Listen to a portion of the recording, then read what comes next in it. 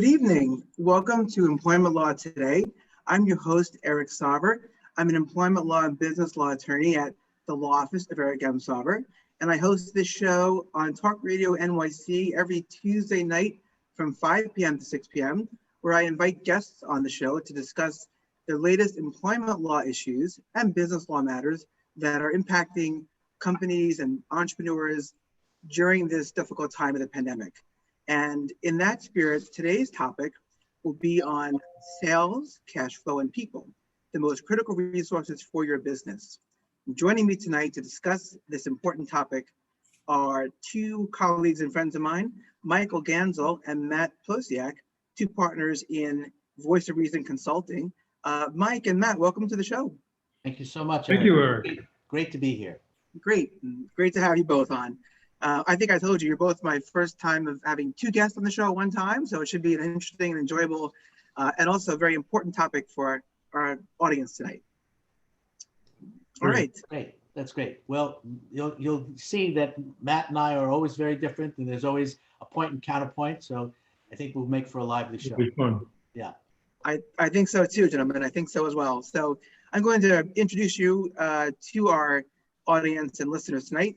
Michael Ganzel is a hands-on entrepreneur and the seasoned Voice of Reason, the trademark there, at Voice of Reason Consulting.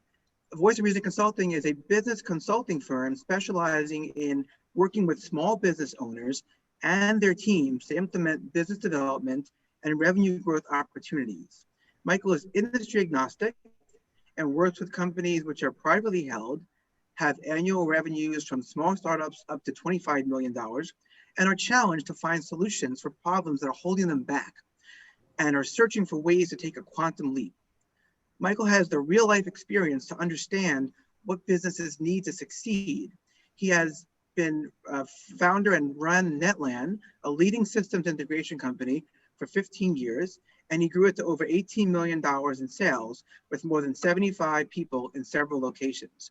Michael has further been involved in the leadership of 5 startups, as well as investment and commercial banking. And Michael has quite an impressive background, I must say.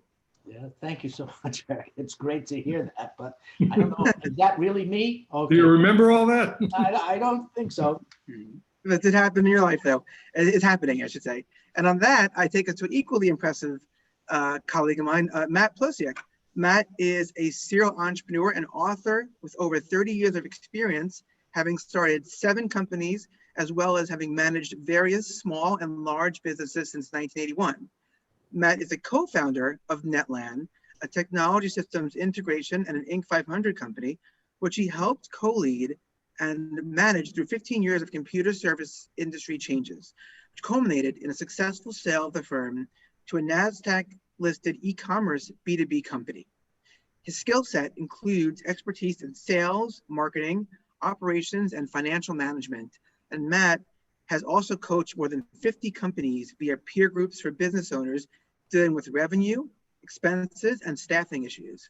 He is a co-founder and partners with Michael in Voice of Reason Consulting, a business consulting firm. Now, together, these two gentlemen have honed decades of experience to help businesses reach success through their consulting firm.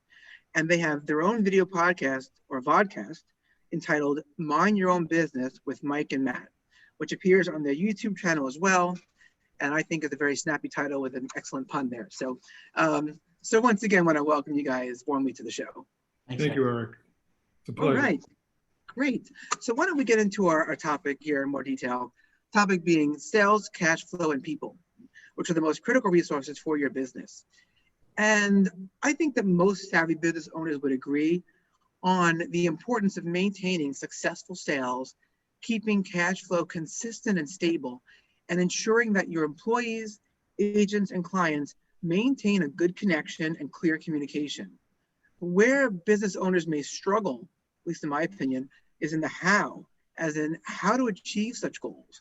And one major step is to gain clarity around your problem areas, because you cannot solve a problem unless you can recognize it first.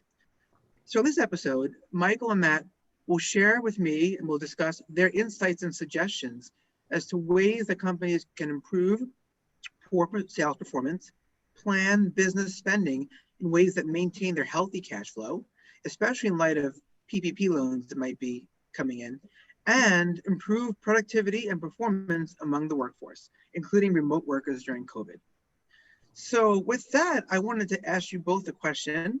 Feel free to jump in. But can you tell us more about Voice of Reason Consulting and what inspired you to form the business, and what are some of your prime services for clients? So, you know, Matt and I had founded Netland in the mid 80s and sold it in 2000. And we had worked together day and night for 15 years. When we sold the company, we still remain best of friends. We share passion for food and wine and travel. And we really maintained a very strong social friendship.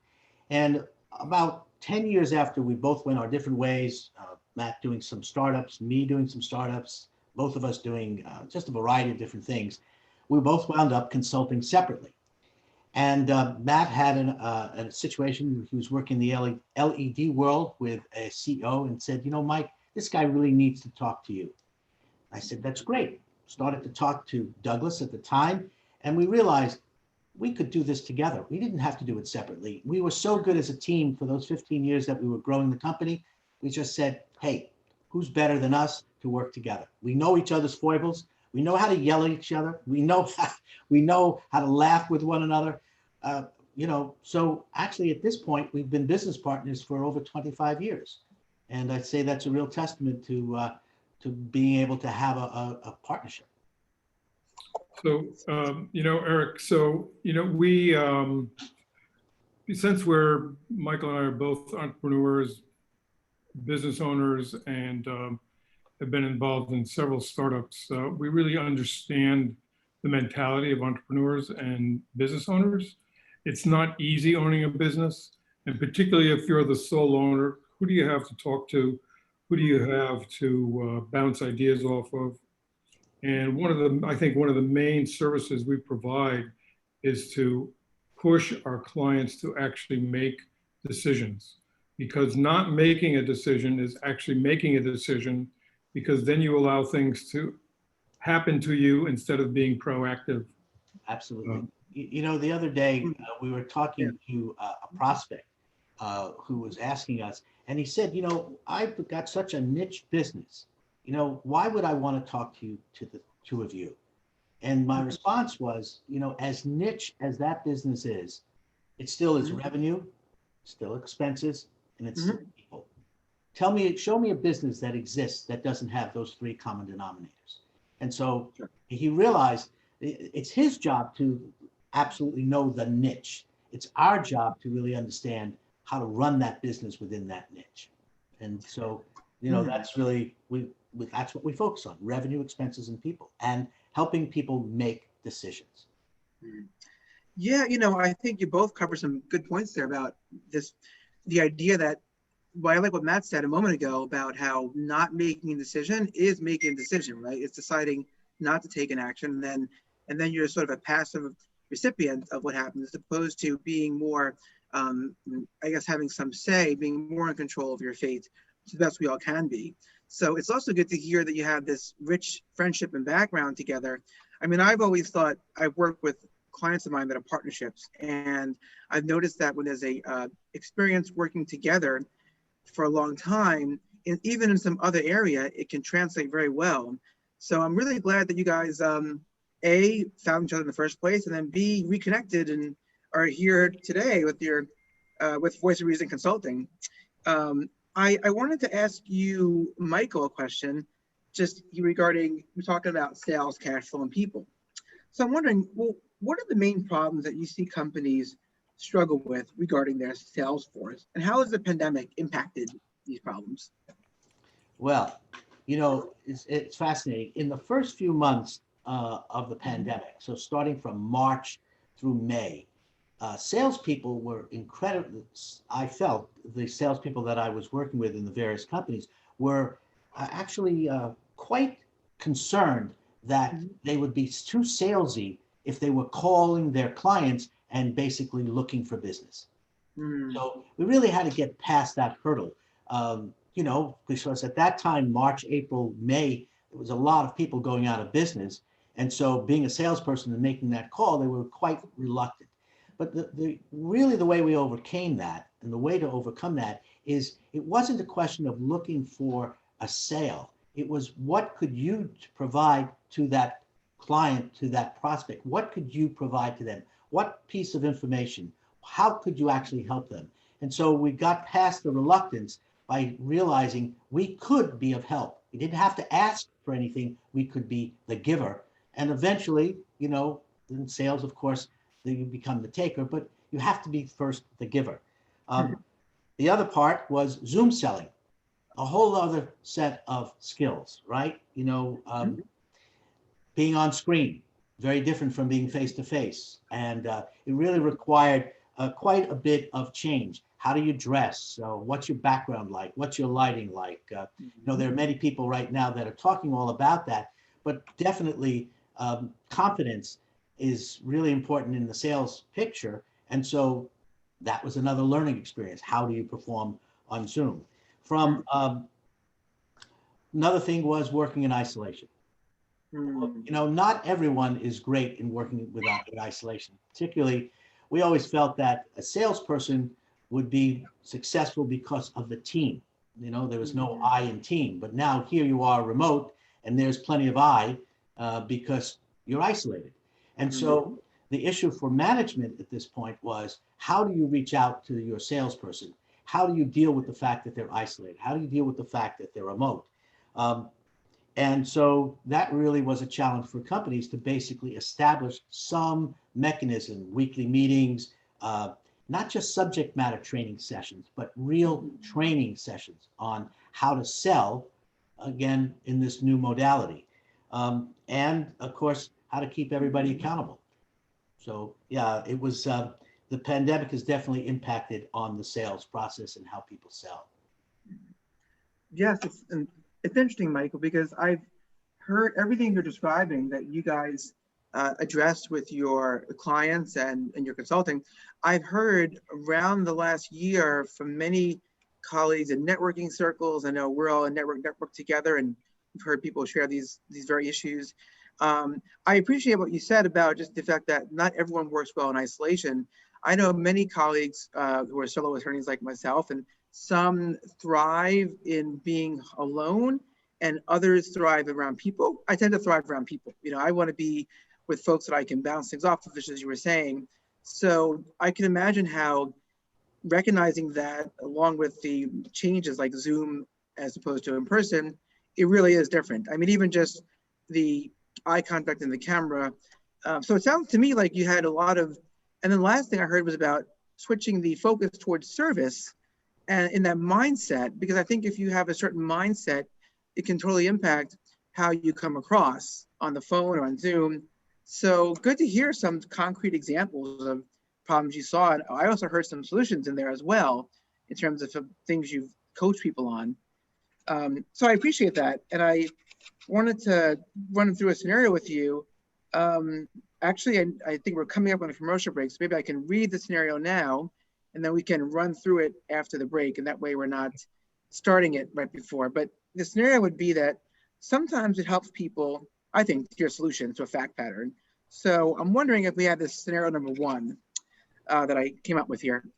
Company, call them Sell Me Some More Inc., is a small company with 150 employees in the field of, let's say, property and casualty insurance. And their prior sales model, say, involved salespeople making in-person lunches, meetings, and social outings with prospective clients. And that's about 50% of the time. And the other half of the time they devoted to cold calls and social media outreach. And this is kind of interesting because the scenario, it's kind of what you were talking about a moment ago, Michael. But now in the past years, let's say, suppose sales have dropped by 40%. 40% drop off in sales, despite the industry's activity not dropping by that much. And so during a sales team meeting on Zoom, each salesperson says, hey, they're making all their cold calls, doing all their Zoom meetings. They cannot seem to close on the prospective sales like they used to pre-COVID. So that's basically it. It's just having trouble closing sales, doing it remotely. And how would you troubleshoot the situation? What would you look for? What solutions might you offer? And before you gentlemen answer that, I want to say that we need to take a break So it's perfect timing. So folks, I'm Eric Sarver, host of Employment Law Today, here tonight with Michael Gansel and Matt Plosiak of Voice of Reason Consulting. Stick around. We'll be right back. You're listening to Talk Radio NYC at www.talkradio.nyc. Now broadcasting 24 hours a day.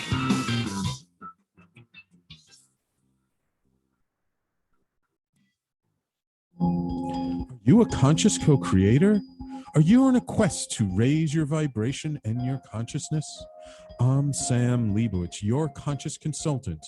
And on my show, The Conscious Consultant Hour, Awakening Humanity, we will touch upon all these topics and more. Listen live at our new time on Thursdays at 12 noon Eastern Time. That's The Conscious Consultant Hour, Awakening Humanity, Thursdays, 12 noon on talkradio.nyc.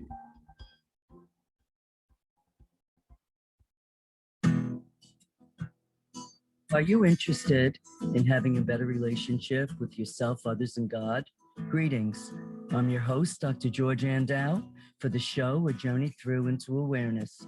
On my show, we journey into the awareness that the mind of God is the true seat of our personal consciousness. We join together each Monday at 7 p.m., so tune in on Talk Radio NYC. Did you know that nearly 1 in 5 adults in the U.S. battles mental illness? Hi, my name is Albert Daba. I'm the host of the show Extra Innings. Extra Innings, I discuss the topics of wellness, mental health, and the experience of surviving multiple suicides within my family. Listen live every Monday at 6 p.m. Eastern to Extra Innings for discussions with sports figures, artists, mental health professionals, and many others. That's Monday at 6 p.m. Eastern on talkradio.nyc. Hi, I'm Graham Dobbin. Join me every Thursday evening for the Mind Behind Leadership here on talkradio.nyc. We speak to people from business, sport, military, and politics, all around what makes a great leader. The personal experiences of what's worked and, maybe more importantly, what hasn't worked. So that's 7 o'clock every Thursday evening, the Mind Behind Leadership here on talkradio.nyc. Listen to real stories of real leaders. You're listening to Talk Radio NYC. Uplift, educate, empower.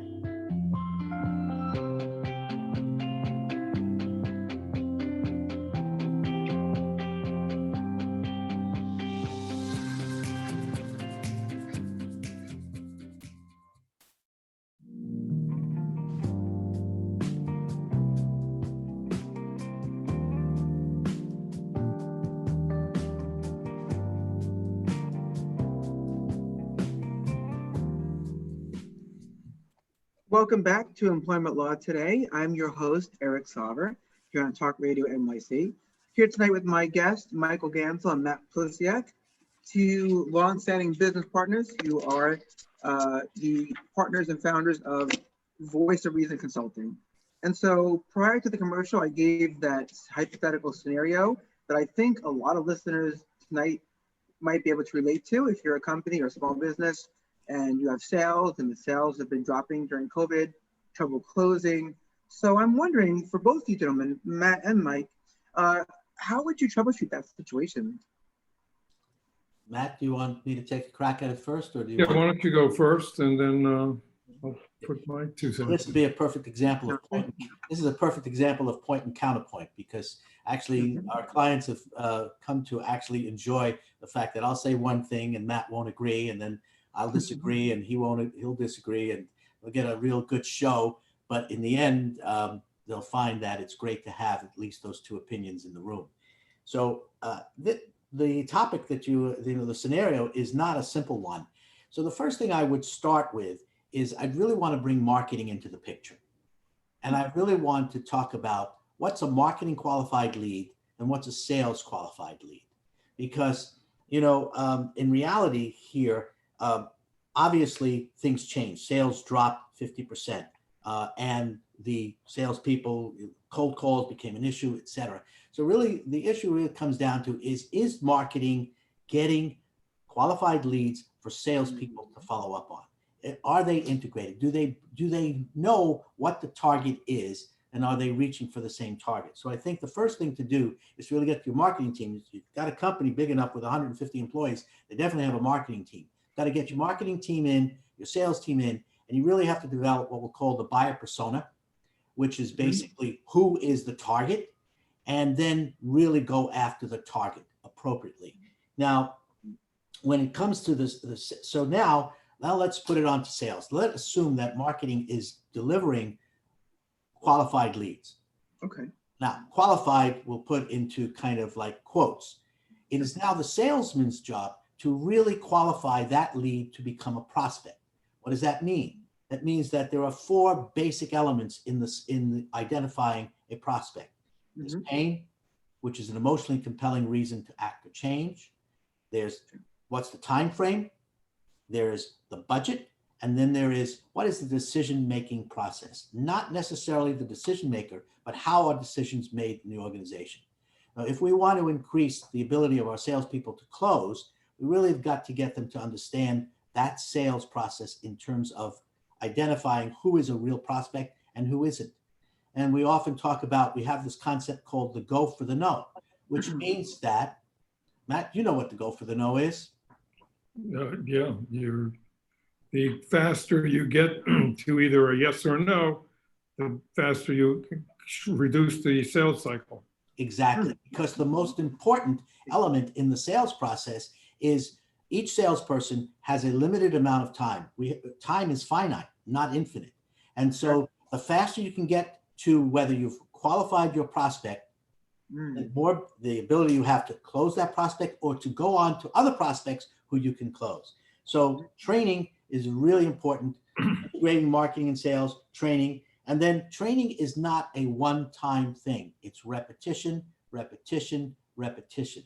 So it's up to management to basically have consistent training on subject matter, whatever the product or the services you're selling, and then the actual how to sell, which is critical. So now, one of the most important things is holding people accountable. So I often like the development of a scorecard. And a scorecard basically is, how many calls, how many dials have you made? How many calls have you made? How many emails have you made? How many conversations you've had with referral partners. Basically, it's up to the sales management leadership to basically have a scorecard and hold everyone on the team accountable, as well as the total team. And you can set all kinds of incentives. Earlier we talked about isolation, working remotely. Well, this is a great way to build the team, build a scorecard, and not just focus on the individuals, but focus on the totality of the team's performance. So those are some things that I would basically talk to in this scenario. Matt? Well, as Michael, I'm a very big metrics guy. So, with a company that's been in business for a while has some idea of what a close ratio is.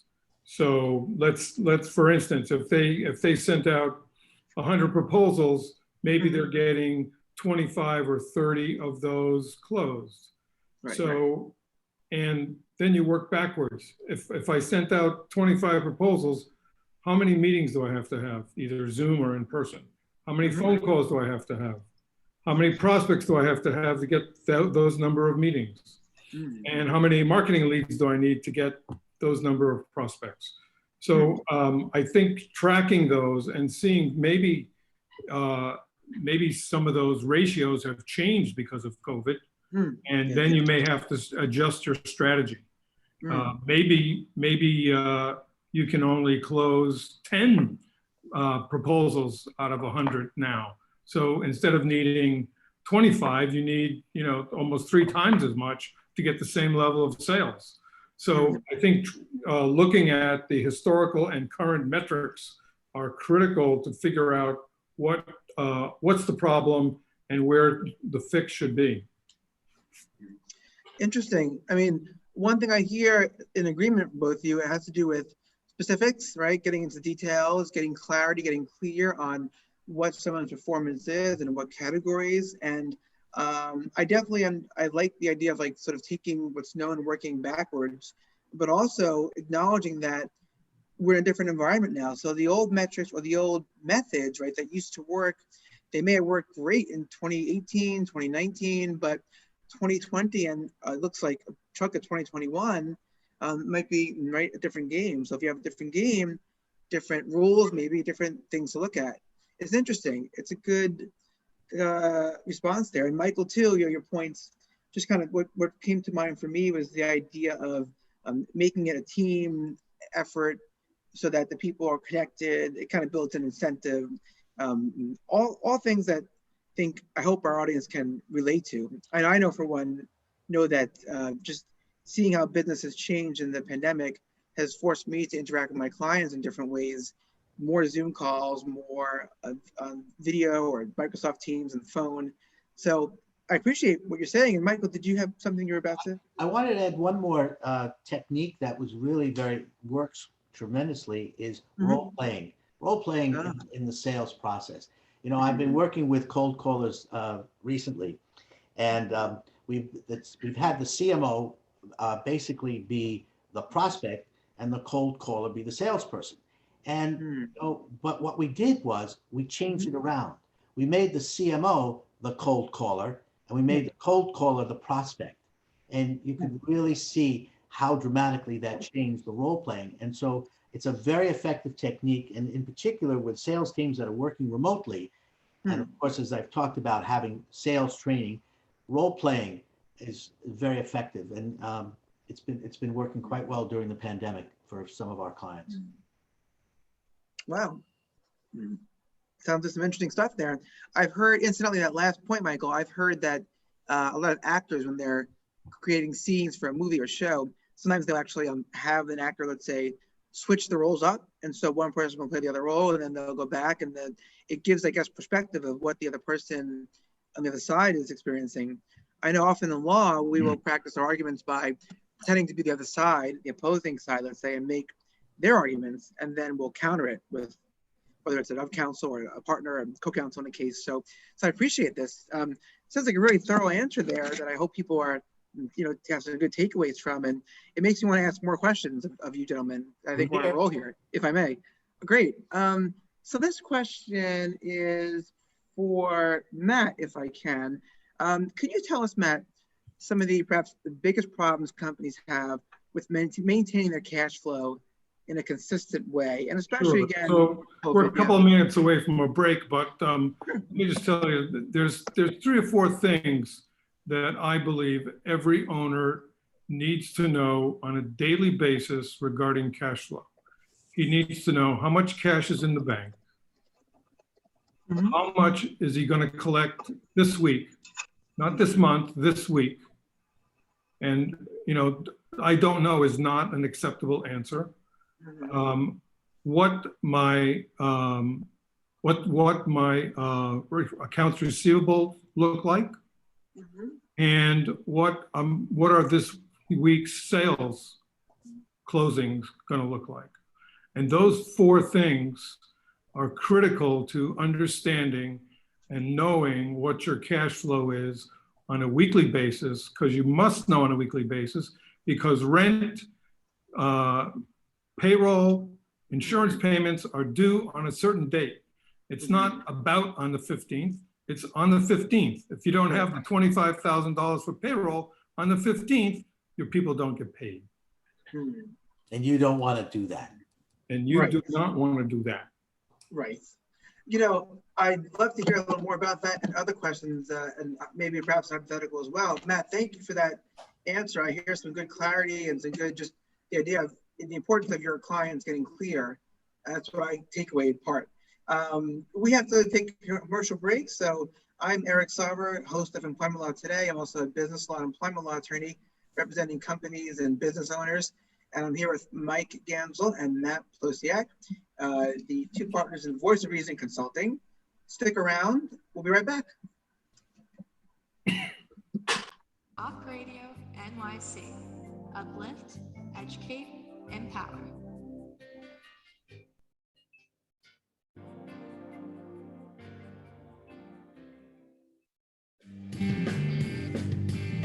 Hey everybody, it's Tommy D, the nonprofit sector connector, coming at you from my attic. Each week here on talkradio.nyc, I host the program Philanthropy in Focus. Nonprofits impact us each and every day, and it's my focus to help them amplify their message and tell their story. Listen each week at 10 a.m. Eastern Standard Time until 11 a.m. Eastern Standard Time, right here on talkradio.nyc. Are you a business owner? Do you want to be a business owner? Do you work with business owners? Hi, I'm Stephen Fry, your small and medium-sized business or SMB guy, and I'm the host of the new show, Always Friday. While I love to have fun on my show, we take those Friday feelings of freedom and clarity to discuss popular topics on the minds of SMBs today. Please join me and my various special guests on Friday at 11 a.m. on talkradio.nyc.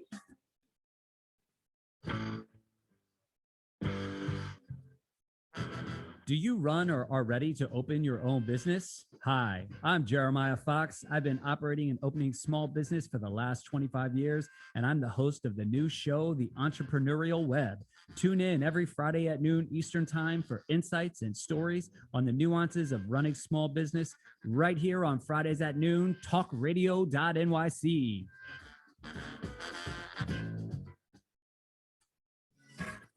Hi, I am Joseph Franklin McElroy, host of the new podcast, Wise Content Creates Wealth. It airs on talkradio.nyc every Friday afternoon from 1 p.m. to 2. They say content is king. Well, wise content rules the world. Every episode features tools and tips for content marketing and business people telling the wise content stories of that success. Tune in every Friday from 1 p.m. to 2 on talkradio.nyc. You're listening to Talk Radio NYC at www.talkradio.nyc. Now broadcasting 24 hours a day.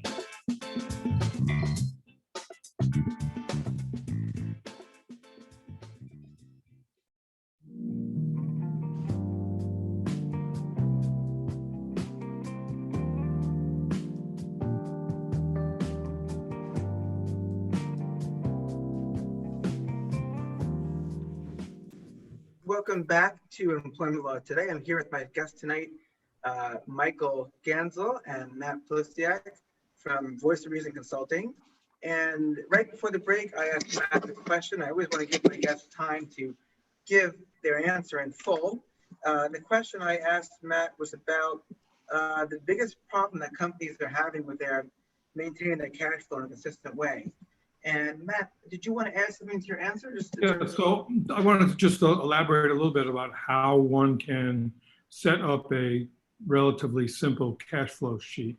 Actually, Matt, if you wait for the scenario, I think would be better off with that. I think maybe just repeat those 4 things because those are really critical things. Sure. So the 4 critical areas that I believe an owner needs to know on a daily basis is how much cash is in the bank, how much is being collected this week from accounts receivable, so knowing what your accounts receivable status is, what items you are closing this week and what cash is coming in from those sales. And then, of course, what bills do have to get paid this week, right? That's the outflow. So you need to know what that is as well. Thank you, Matt. And all, I think, things that a business owner can know, even in uncertain times. They can know how much cash they have in the bank. They can know what's due to go out, as per cash flow. It actually brings me perhaps to another hypothetical for you gentlemen, Mike and Matt, to troubleshoot if we can. Are we ready for another hypothetical here? Yeah, sure. There's just one more thing I wanted to make sure that Matt said this earlier and just repeat it. I don't know is not an acceptable answer. Yeah, sometimes if I ask an owner, how much are you collecting this week? They say, I don't know. You can't run a business with, I don't know. Right. It comes back to a point we all talked about earlier in the evening about clarity, right? You have to have clarity. You have to know what a problem is to be able to solve it. And if you don't have the details, you can't go to your bookkeeper and say, I'm not sure about the numbers, but guess, round up. So good point there, really, to make. Let me walk you both through a scenario, if I may. Sure. Sure. Okay. I'll take another company called, let's say, Low on Dough Inc. a technology startup with 20 full-time employees. So suppose they're providing marketing analytics and advertising for their clients. And let's say their compensation is set up so that they receive, say, 1/3 of their fee up front, and then the rest of the money they get when they complete their client's marketing campaign or marketing analytics, usually within 3 to 6 months from the time of the upfront fee. I've represented several tech companies over the years, so I've seen this model in action. We've seen But it. suppose, oh, you have as well. Okay, great. So suppose the company has often struggled with cash flow. They come to you guys and say, Mike, Matt, it seems like at the midway mark between that first payment and the end of the project payout, we're flush with cash for a couple of weeks. And then after expenses are paid, we don't have any cash on hand to pay the bills on time. So suppose this company now took a large hit in 2020, and then they applied for and got PPP loan assistance. Maybe they received, say, $200,000. And they find themselves still struggling with too little cash on hand at the end of certain months to pay their bills. So I'm wondering, that set of facts, how might you approach this company to help them solve this problem? Well, the first thing I would do is to help them create a weekly cash flow sheet. So basically, it's quite simple. The first part of the sheet at the top, starting from the top, you list your clients, right? You have I like to do it, you could do it from either whatever day of the week you want, but I'd like to start every week of the Monday is the first day of the week, right? So across the top, every column is this week, next week, the week after, et cetera, going out, at least a couple of months. And the further out you go, the more of it is a guesstimate, but it's better than nothing. Sure. So what we do is we list the clients in the first several rows, and when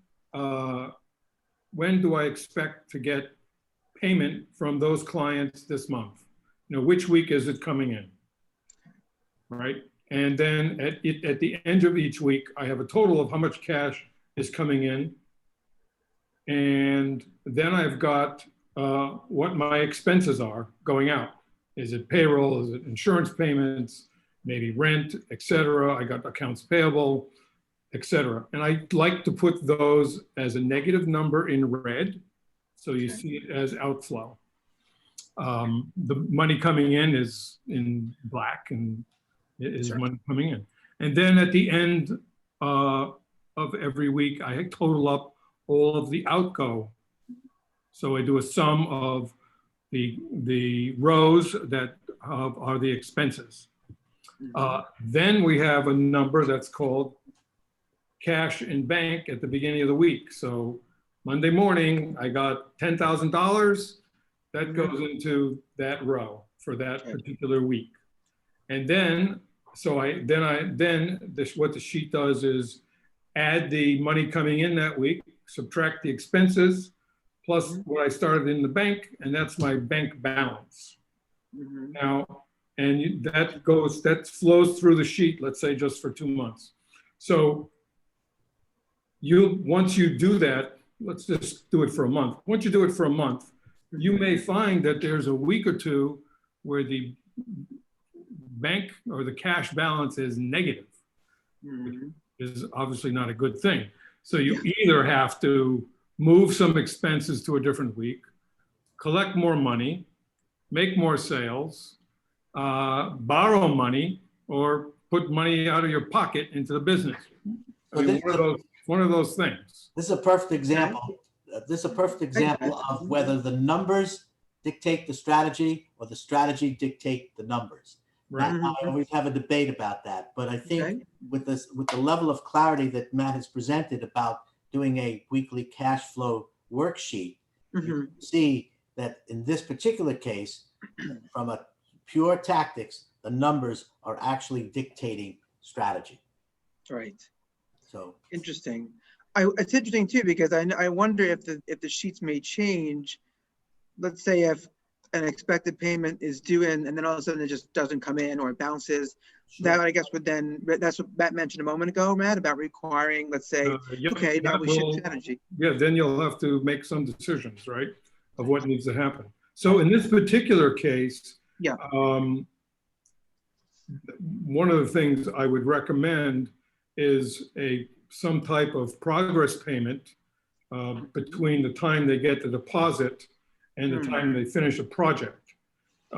Because it's not easy to run a business if if a project lasts 3 to 6 months, it's very difficult to run the business that way unless you just have a big pile of cash sitting in the bank. Right. Now, one of the things that I would recommend in this scenario is to change the fee, the upfront fee. I would increase that to 50%. And, and so I know you get a lot of, we've made this recommendation to clients exactly in this situation, and we do get a lot of pushback. Well, I don't know, they're not going to give us 50%. But what we say is there are those who will give you the 50%, and there are those who won't. What's to stop you from asking for those that will? And so that's one of the ways you can alleviate this issue here is get more money up front. Sure. I mean, again, there's also, you can change, make this more milestone payments. So you can say that, if we achieve a certain result in X period of time, we get a payment, and so on and so forth. So it doesn't have to be 1/3 just up front. It can be a variety of different ways. It's interesting, to me, it goes back to that question of numbers dictate strategy, does strategy dictate numbers, or are they really an interconnected cycle that flow into each other to some degree? And I'm kind of hearing the latter, maybe that's a flowing cycle. So what happens, the numbers really are telling you what the constraints are. So, if you're a $1 million business, it's unlikely you're going to be able to spend $500,000 on marketing. You might be able to spend $100,000 on marketing, right? But, that's going to get you only X amount of response. Right. I mean, this really, to me, I think is not. I'm sure an issue that comes up a lot with COVID, but it's been a long time issue I've witnessed with everything from colleagues or clients or friends. I had a friend many years ago in 2000 was working for a .com, and they were in that .com bubble before it burst, and they were spending like crazy, the company. And my friend predicted that this is not going to be a good thing. And unfortunately, it was right. The company went bankrupt. But I think it goes to that point that people need outside influence, or outside, I should say, more like consulting, outside guidance to look in, right, to the sort of like take an aerial view and look down and say, okay, let's not get too stuck in one way of doing things. Let's reconsider how we charge, or let's reconsider if we're sounding too salesy, or if we just go for something, So I think really good responses there. And, we are coming up on a commercial break, so perhaps this might be a good time for a break. When we come back, I'll be here, Eric Sarver, still your host, still employment law, business law attorney at the law office, Eric M. Sarver, and I'll be here with my colleagues and friends, Michael Gansel and Matt Plosiak from Voice of Reason Consulting. So everybody stick around. We'll be right back. Talk Radio NYC. Uplift, educate, empower.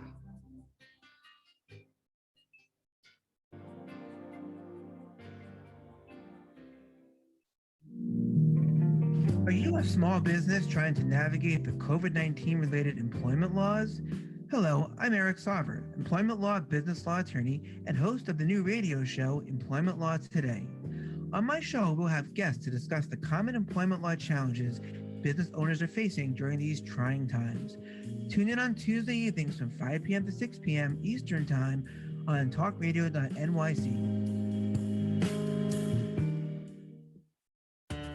Howdy, I am Joseph Franklin McElroy, host of the new podcast, gateway to the Smokies. It airs on talkradio.nyc every Tuesday night from 6 p.m. to 7. Every episode is dedicated to memorable experiences in the Great Smoky Mountains National Park and surrounding areas. This show features experts and locals who expound upon the richness of culture, history, and adventure that awaits you in the Smokies. Tune in every Tuesday from 6 p.m. to 7 on talkradio.nyc.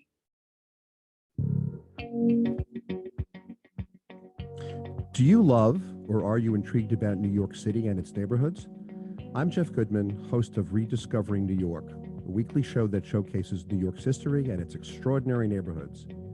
Every Tuesday live at 7 p.m., we focus on a particular neighborhood and explore its history, its vibe, its feel, and its energy. Tune in live every Tuesday at 7 p.m. on talkradio.nyc. You're listening to Talk Radio NYC at www.talkradio.nyc. Now broadcasting 24 hours a day.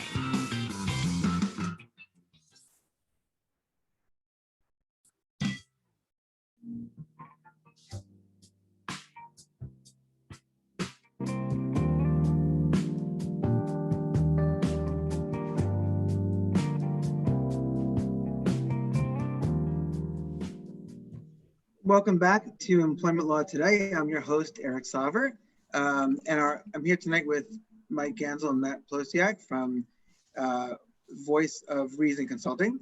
And I should note that our topic tonight we've been discussing so far has to do with sales, cash flow, and people, the most critical resources for your business. And so, Matt, Mike, I just want to say, it's clear that you guys love what you do. I know you've mentioned that and it shows, and really appreciate this and all the feedback you're giving for our audience tonight, people listening who are entrepreneurs or small business, big business. It's all good stuff. So with that, why don't we do a third and final scenario? I would love to do 5 more, but the time constraints are such that we can maybe do a third if that works for you. Can we do one more? Yeah, I would love this one. This is a good one. Sure. Okay. So this would be, I've heard about your approach to working with clients and starting your engagement with, as Mike's called it, I suppose you call this, Matt, too, a SWOT, sort of analysis of your strengths, weaknesses, opportunities, and threats. So I was thinking of a scenario that our audience would like to hear how a SWOT works and maybe the results you can achieve. So let's say it's a moving and storage company, say Ray's Moving and Storage, and they're a small company with 25 employees who are movers, foremen, project managers, and a warehouse staff. And they also have a small leadership team, which is Ray, right, a longtime salesperson. He's also a relative of a marketing administrator. And let's say Ray was formerly a mover, so he knows the trade, he understands the business, and he has excellent accounts, he has a good reputation. He's willing to invest in the business, but he just can't seem to grow it on his own. He just can't seem to make the business grow. So let's say you guys met Ray at a networking event and you start a conversation and he talks about this and you say, hey, I got this SWOT engagement with you. Could you tell our audience what happens in a SWOT? What happens next? Sure. So in a SWOT, basically we'll meet with the leadership team. In this particular instance, let's say with Ray, the salesperson really wasn't delivering and the marketing person really wasn't quite. So really this was just meeting with Ray. But often enough, we'll meet with the leadership team, all of the stakeholders in an organization. And we'll sit down and really, first thing we're going to do is we're going to define what strengths, weaknesses, threats, and opportunities are generically. So, strengths and weaknesses are endemic to the company. Opportunities and threats are outside. And so we make that clear, and we understand that. We go through that definition, we're very clear. And then now prior to the SWOT, this is where I think we have a unique approach, which separates us a little bit than just being financial. We ask for them to provide us with their P&L and all their financial information. And since Matt and I are always focused on generating revenue, we want to see what every item in their P&L, how does it relate to their revenue, to the generation of revenue. And so we'll take every line item as a percentage of revenue, which means that when you're talking about growth, if you see what your percentage of marketing is to your, in terms of how much you've invested in marketing, to how much revenue you're generating. And it's very little. And you really have to look at that business owner and say, well, how do you expect to triple your sales if you are keeping your marketing investment at this number? Because, right? Or your sales or your payroll, et cetera. So we look at that. And so we come armed with this information prior to actually being in front of the leadership team.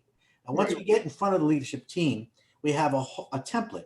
And we have a template that really talks about marketing and sales and operations and processes and people, every element. But the reality is, despite the fact that we have a template and we've asked them to fill out many of these questions prior to meeting with us, every SWOT is unique. This is where we come down to the niche issues. This is where we come down to every answer is different to if you say, tell me, identify your current market, or tell me what are your sweet spots, or what are your problematic spots. Despite the fact that it's a template asking these questions, you know the answers are going to be incredibly different. So we spend a good 2 to 3 hours asking every question that we can about marketing, sales, operations, processes, and people. So that's part of the SWOT. We take copious notes. We'll then, Matt and I will go back and spend several hours just actually discussing, debating what we've uncovered. And we will put together a series of recommendations and what we call an action plan. Now you could call it a business plan, but really we always look to simplify the situation. So we'll call it an action plan with recommendations. We'll send it to our leadership team that we've been working, the leadership team we've been working with. And then we'll meet again. And we'll meet again for another hour and a half to 2 hours. And we will see if what we have seen with our eyes, what we've heard with our ears, resonates with the business owner. In particular, let's go back to Ray for a moment, because this was really the most fascinating thing. We said that Ray was in moving and storage. But Matt will tell you, what was the thing that we uncovered in the SWOT? Well, we found out that his storage business had like a 60% margin, whereas the moving business had like a 30% margin. So you don't have to be a genius. What business would I want to grow fastest? The storage business, right? Plus, in the storage business, in the moving business, I have to sell a project every day. In the storage business, I have to sell it once, and it's with me for months, if not years. So I wake up on May 1st, and I already have $30,000, $40,000, $50,000 of revenue coming in without doing anything because it's in my warehouse. Right. We're always looking for that recurring revenue where we can find it. And of course, the key, and also in the SWOT, which we work with our clients and prospects, is to understand the difference between top line revenue and bottom line revenue. Top line revenue is sexy. Bottom line revenue pays the bills. I see. So in the end, in this particular instance, we met with Ray, we provided the SWOT, we went through this, we defined new services, new markets, new targets. We looked at the business development process, and we looked at the sales process, and we looked at what tools and resources are required to have made that change and to really have shifted the business. That's basically how we. And all our recommendations are focused based on what the owner says his or her goals are. I see. So, some want to grow the sales 25, 30%. Some want to spend less time in the business.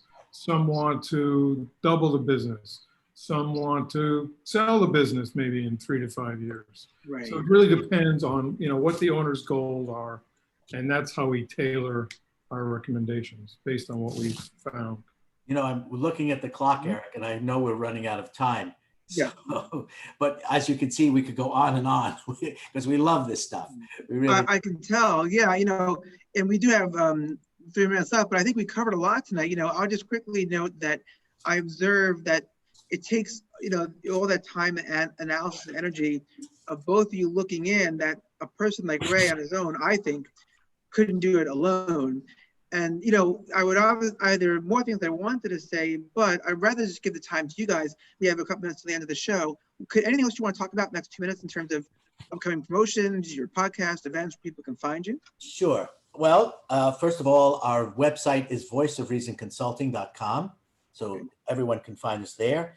Matt and I are both on LinkedIn. Michael Gansel, Matt Plosiak. Let's see. We have our Mike and Matt, Mind Your Own Business with Mike and Matt. We have a YouTube channel, and we also have Mind Your Own Business with Mike and Matt, a podcast that we did in 2019 and 20, which you can find on Apple Podcast or just any place you can find podcasts. And we do have an initiative called the Strategic Advisory Board, where we are setting up boards of directors for business owners of small and medium-sized businesses who can have the power of a board of directors of their own peers and the power of several consultants, Matt, myself, and two other gentlemen, Bob Heiss and Larry Sashin. So I know we're running out of time. I guess that's it for us. I want to thank you. I know Matt and I want to thank you for this opportunity. Eric, this was fun. Thank you so much for inviting us. Yes. So I'm Mike. I'm Matt. And we're the voices of reason, voice of consulting. Thanks so much, Eric. You're welcome, guys. I just, wow, it was a great wrap up in 2 minutes there. You did an awesome job. I want to thank you so much for being on the show. And I want to say that, Matt and Mike, you both gave really good insights. And I hope our audience got some great takeaways. And I hope they reach out to you if they have any desire to grow their revenue and their business.